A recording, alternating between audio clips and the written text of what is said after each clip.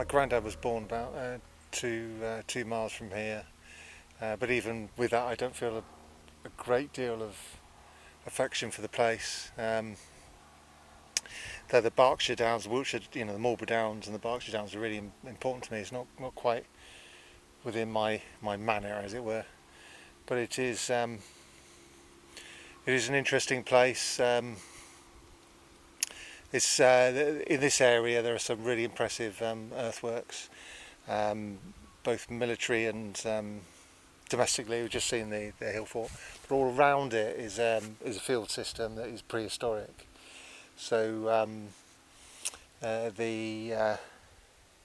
you can see it, especially in winter or very early in the morning or late in the evening. The undulations show you how our prehistoric ancestors organised their landscape, and it's much more sort of family-sized, I would put it. But those who are interested in antiquities, and the reason for it existing up here, up on the hill, is that it's many a time a farmer's thought to himself, shall I drag the plough all the way up here or not, or shall I just put some sheep to graze, and that requires me not having to plough. What shall I do? Can't be bothered. And I think that's the reason why so many antiquities exist on the hills, where they don't, completely, the landscape down in the valleys are just like as flat as a tablecloth.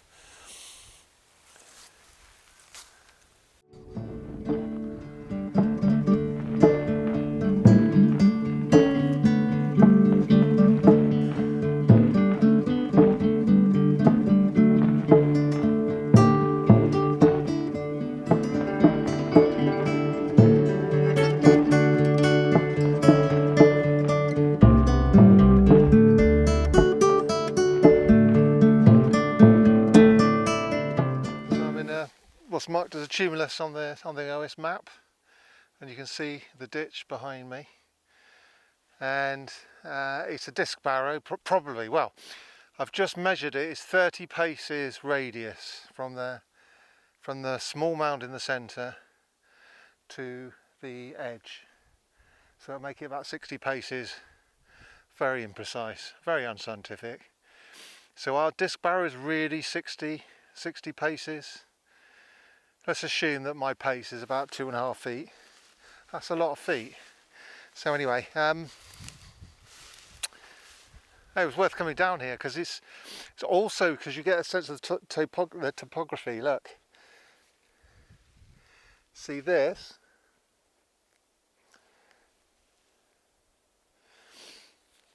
We're at the bottom of the hill, and you can't really see, it's not on the sort of angle where below you'll be able to see it. So it's not seen, doesn't seem to be been designed to be seen from afar.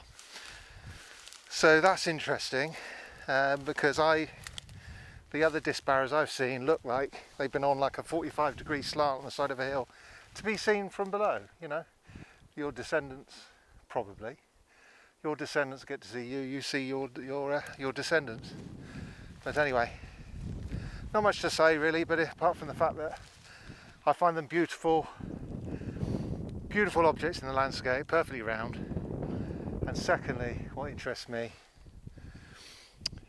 is that on a very small sample, the archaeologists think that they are associated with women. These are monuments to women, so that's interesting. Possibly, maybe.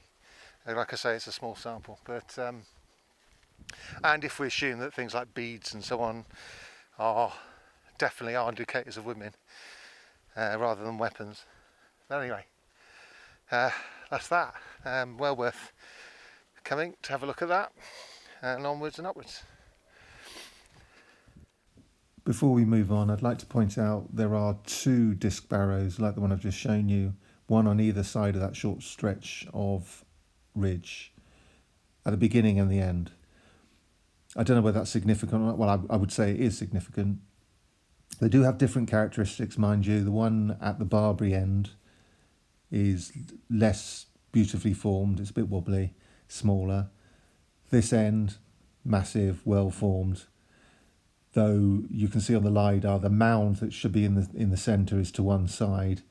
That may well be from excavation since it was built.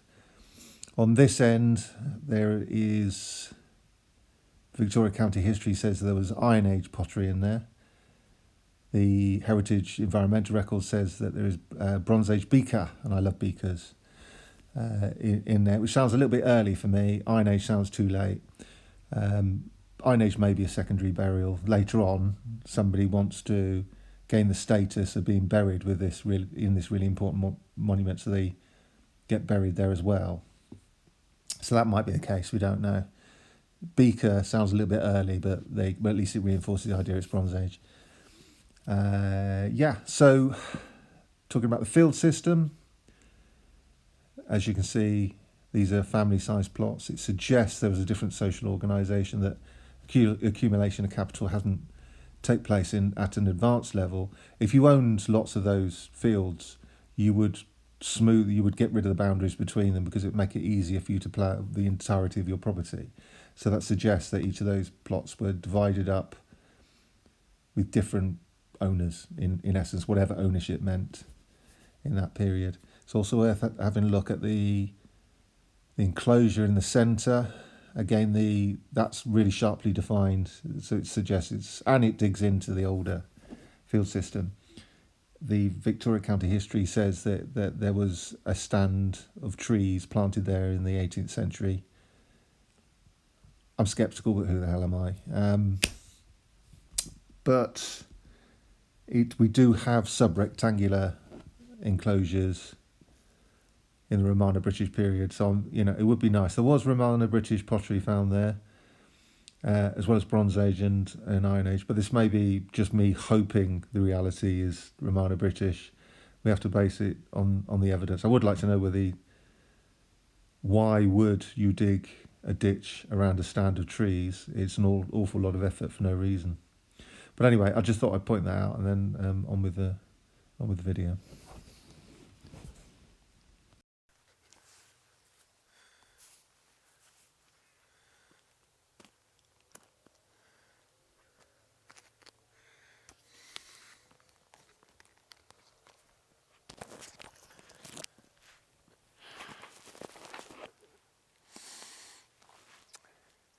So this is the old ridgeway.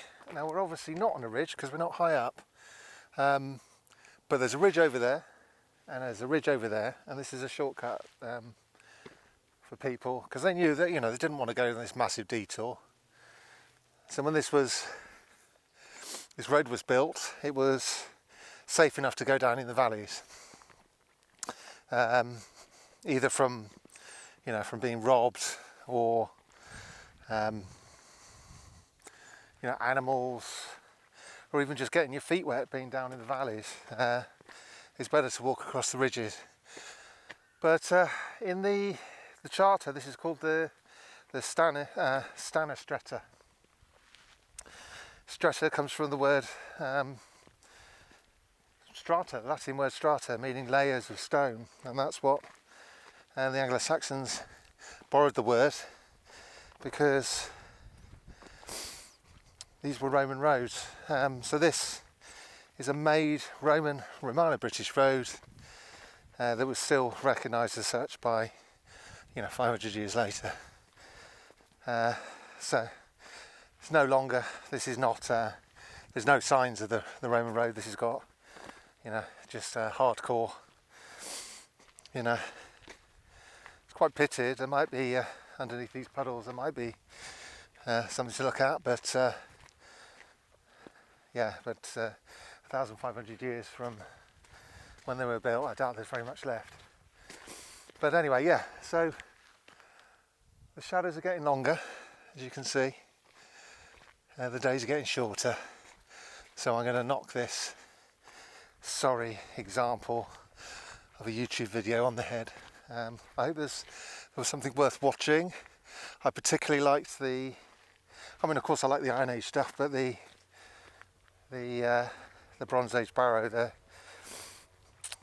disc barrow, was the highlight for me, and because the sun's low on the horizon, some really good shadows were formed to illustrate to you what it is that I can see, because cameras don't communicate as well as being there. So anyway, that's it for me, and hope you've enjoyed it. Subscribe, comment, etc. Get your friends to have a look, and I'll see you on the next one. Ta-da for now.